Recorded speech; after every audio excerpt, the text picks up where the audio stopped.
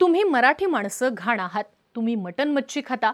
तुमच्यासारखे मराठी माझ्याकडे झाडू मारायलात असं म्हणत अखिलेश शुक्ला या परप्रांतीय व्यक्तीनं मुंबईमध्ये एका मराठी कुटुंबियाला मारहाण केल्याचा धक्कादायक प्रकार समोर आलेला आहे. कल्याणच्या योगीधाम परिसरातल्या अजमेरा हाइट्स या हाय प्रोफाईल सोसायटीमध्ये अगदी किरकोळ कारणावरनं MTDC विभागामध्ये अकाउंट मॅनेजर या पदावरती कार्यरत असलेल्या एका अधिकाऱ्यानं गुंडांना बोलवून या मराठी कुटुंबाला मारहाण केल्याचा धक्कादायक प्रकार उघडकीस आलाय. या घटनेमध्ये तब्बल 3 जण जखमी असून एकावरती म्हणजे अभिजित देशमुख जे गंभीर जखमी झालेत, त्यांच्यावरती मुंबईच्या सायन रुग्णालयात सध्या उपचार सुरू आहेत. आता शुक्ला हे या सोसायटीत आधी सुद्धा वादग्रस्त असल्याचं वारंवार समोर आलेलं आहे. अनेक मराठी माणसांना शुक्लाने त्रास दिलाय असा आरोप सोसायटीतल्या नागरिकांनी केलाय. यानंतर हा सगळा प्रकार समोर आला. त्यानंतर त्याच्या विरोधात निदर्शनं करण्यात आली. मुख्यमंत्री देवेंद्र फडणवीसांनी सुद्धा शुक्लाचं MTDC मधनं निलंबन केलेलं असून जे माज करतात त्यांचा माज उतरवल्याशिवाय शांत बसणार नाही. मुंबई आणि महाराष्ट्र हा मराठी माणसांचा होता, आहे आणि राहील अशा कडक शब्दात सुनावलेलं पाहायला मिळतंय. पण कल्याणमध्ये नेमकं काय घडलं? शुक्ला विरुद्ध देशमुख हा वाद नेमका का झाला? मारहाण का करण्यात आली आणि त्यानंतर या घटनेवरती काय कारवाई करण्यात आली? सगळी स्टोरी पाहूयात या व्हिडिओतनं. नमस्कार, मी आरती आणि तुम्ही बघताय बोल भिडू.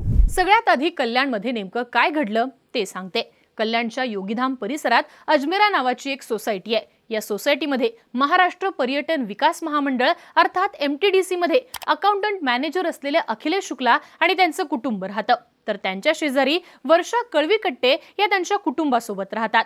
झालं असं की गुरुवारी शुक्ला यांच्या पत्नी गीता शुक्ला यांनी नेहमीप्रमाणे पूजापाठ झाल्यानंतर घराच्या बाहेर धूप लावलं आणि धुपाचा धूर हा समोर राहत असलेल्या कळवीकट्टे यांच्या घरात जात होता. पण ही काही एका दिवसाची गोष्ट नव्हती. कळवीकट्टे यांच्या घरात त्यांच्या वयोवृद्ध सासूबाई आणि त्यांचं लहान मूल सुद्धा असल्यामुळे या धुराचा या दोघांनाही त्रास व्हायचा. त्यामुळे याआधी सुद्धा शुक्ला कुटुंबाकडे त्यांनी धूप लावू नका याबद्दल विनंती केली होती. पण शुक्ला कुटुंबाकडनं धूप लावणं काही बंद झालं नाही. गुरुवारच्या रात्री जेव्हा पुन्हा त्यांनी धूप लावलं तेव्हा कळवीकट्टे यांच्या सासूबाई शुक्लांकडे गेला. त्यांनी त्यांना सांगितलं की रोज धूप लावण्यापेक्षा कधीतरी धूप लावत जा. आम्हाला खूप त्रास होतो. दार बंद करून बसावं लागतं, कारण दार उघडलं तर सगळ्या घरात धुपाचा धूर शिरतो. यावर गीता शुक्ला यांनी त्यांचे पती अखिलेश शुक्ला यांना बोलावून घेतलं. हे दोघे नवरा बायको कळवीकट्टे यांच्याशी भांडण करायला लागले. अगदी अंगावरती धावून जायला लागले. पण त्याच वेळी मध्यस्थी करायला म्हणून सोसायटीतलेच अभिजित देशमुख आणि धीरज देशमुख हे दोन्ही बंधू या भांडणाच्या मध्ये पडले. शुक्ला हे कळवीकट्टे कुटुंबातल्या महिलांशी वाद घालतायत आणि अंगावरती धावून जातायत. हे दृश्य बघून आपण त्यांना अंगावरती जाऊ नका असं म्हणाल्याचं देशमुख कुटुंब सांगतं. पण शुक्ला यांनी भांडणाचा रोख हा बदलला. या वादाला त्यांनी एक वेगळंच वळण दिलं. मराठी लोकांबद्दल अपमानास्पद बोलायला त्यांनी सुरुवात केली. तुम्ही मराठी माणसं घाण आहात. तुमचा वास येतो. तुम्ही मांस मच्छी खाता. तुमच्यासारखे मराठी माझ्याकडे झाडू मारायलात. तुम्ही या सोसायटीत राहताच कसे? तुम्ही झोपडपट्टीत राहायला पाहिजे. अशा पद्धतीची भाषा मराठी माणसाबद्दल शुक्लाने वापरायला सुरुवात केली. यावर धीरज देशमुख यांनी शुक्ला यांना यात मराठी अमराठी वादाचा काही संबंधच येत नाही. तुमचा अंतर्गत काही वाद असला तर तुम्ही सोसायटी ऑफिसमध्ये जाऊन तक्रार करा असा सल्ला सुद्धा दिला. पण शुक्ला यांनी देशमुखांनाच उलटसुलट सुनावलं. तुम्ही सगळे मराठी आहात म्हणून एकमेकांची बाजू घेताय असा आरोप त्यांच्यावर केला. बरं, अगदी थोड्या वेळाने हा वाद शांत सुद्धा झाला. तिन्ही कुटुंब आपापल्या घरात परतली. पण अर्धा ते पाऊण तासाने देशमुखांच्या घरची बेल वाजली. अभिजित देशमुख यांनी दरवाजा उघडला तेव्हा शुक्ला यांनी त्यांना बाहेर बोलावलं. त्यांना वाटलं की काही बोलण्यासाठी बोलावलं असेल, पण ते बाहेर जातात शुक्लाने अभिजित देशमुख यांच्या डोक्यावर धारधार शस्त्राने जीवे मारण्याच्या उद्देशाने वार केलाय असा आरोप त्यांचे बंधू धीरज देशमुखांनी केलाय. शुक्लाने त्याच्यासोबत देशमुख कुटुंबाला मारण्यासाठी 10 ते 15 गुंड लोक आणले होते असं सुद्धा म्हटलं जातंय. या मारहाणीचा व्हिडिओ कालपासून माध्यमांमध्ये आणि सोशल मीडियावर फिरतोय. यात शुक्ला याच्याकडून हट्टेकट्टे लोक देशमुख कुटुंबावर अमानुषपणे संपूर्ण ताकदीनिशी दिसेल त्यांच्यावर वार करताना दिसतात. या मारहाणीत देशमुखांच्या घरच्या महिला सुद्धा जखमी झालेल्या आहेत. या सगळ्या प्रकरणात जेव्हा देशमुख कुटुंब पोलिसांकडे तक्रार करण्यासाठी गेलं तेव्हा पोलिसांनी त्यांना मेडिकल टेस्ट करून या असं सांगितलं.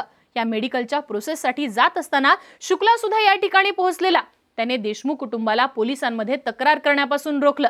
तसंच तक्रार करू नका म्हणून त्याने धमकी सुद्धा दिली. पण त्याला टाळून देशमुख कुटुंब जखमी झालेल्या अभिजित यांना घेऊन रुक्मिणीबाई रुग्णालयात गेलं. तिथं त्यांना घेण्यात आलं नाही. त्यानंतर ते कळवा रुग्णालयात गेले. तिथं सुद्धा त्यांना दाखल करून घेतलं नाही. नंतर सायन रुग्णालयात अभिजित देशमुख यांना उपचारासाठी दाखल करून घेण्यात आलं. त्यानंतर जेव्हा धीरज देशमुख पुन्हा पोलीस ठाण्यात पोहोचले तेव्हा धीरज देशमुख यांनी आरोप केलाय की शुक्लासोबत पोलिसांचं खेळीमेळीत बोलणं सुरू होतं. तसंच FIR लिहिताना ते जे सांगत होते ते पोलीस आधी लिहायला तयार नव्हते. अनेक वेळा विनंती केल्यावर त्यांनी लिहिलं. बरं, त्यांनी जे लिहिलेलं आहे ते बरोबर आहे का याची खात्री करून घेतली आणि प्रिंटआउट काढली. मात्र नंतर धीरज यांना पोलिसांनी त्यांच्याकडून खात्री करून घेतलेली FIR ची प्रिंटआउट आणि सहीसाठी दिलेली FIR यामध्ये तफावत होती असा त्यांनी आरोप केलाय. दुसऱ्या FIR मध्ये किरकोळ वादाचीच तक्रार होती. त्यावरती सही करायला धीरज यांनी नकार दिला. पोलीस सुद्धा शुक्लावरती कडक कारवाईसाठी तयार नव्हते असा देशमुख कुटुंबाचा आरोप आहे. किरकोळ वादाची तक्रार करून त्याला पोलिसांनी सोडून दिला असा आरोप सुद्धा देशमुख कुटुंब सातत्याने करत असल्याचं पाहायला मिळतंय. त्यानंतर मात्र शुक्रवारी सकाळी देशमुख पुन्हा पोलीस स्टेशनला गेले. त्यावेळी खडकपाडा पोलीस स्टेशनचे वरिष्ठ पोलीस निरीक्षक अंबरनाथ वाघमोडे यांनी अखेर देशमुख यांची तक्रार दाखल करून घेतली. आता या सगळ्यात हा जो शुक्ला आहे त्याची मुजोरी काही काल परवाची नाहीये. त्याची मुजोरी आणि बनावटपणा याच्या जोरावर आधी सुद्धा त्याने सोसायटीतल्या लोकांना त्रास दिलाय. तो IAS अधिकारी असं खोटं सांगून लोकांना धमकवायचा, सरकारी ताकद असल्याचा आव आणत तो सामान्य माणसांना घाबरवायचा सुद्धा. पण प्रत्यक्षात तो महाराष्ट्र पर्यटन विकास महामंडळ अर्थात MTDC मध्ये साध्या अकाउंट मॅनेजर या पदावरती काम करायचा. पण त्याने त्याच्या गाडीत एक अंबर दिवाही ठेवला होता. गाडीवरती महाराष्ट्र शासनाचं स्टिकर सुद्धा चिटकवलेलं आहे असं सुद्धा सोसायटीतल्या लोकांनी सांगितलंय. पण सरकारी अधिकारी असल्याचा शुक्लाचा बनाव मात्र आता खोटा असल्याचा समोर आलाय. या सगळ्या प्रकारानंतर विधानसभेच्या हिवाळी अधिवेशनात सुद्धा कल्याणच्या या प्रकरणाचे पडसाद उमटल्याचं पाहायला मिळालं. विधान परिषदेत ठाकरे गटाचे नेते सुनील प्रभू यांनी पॉइंट ऑफ इन्फॉर्मेशनच्या माध्यमातून मराठी माणसाची गळचेपी महाराष्ट्रात होतीये असा मुद्दा मांडला.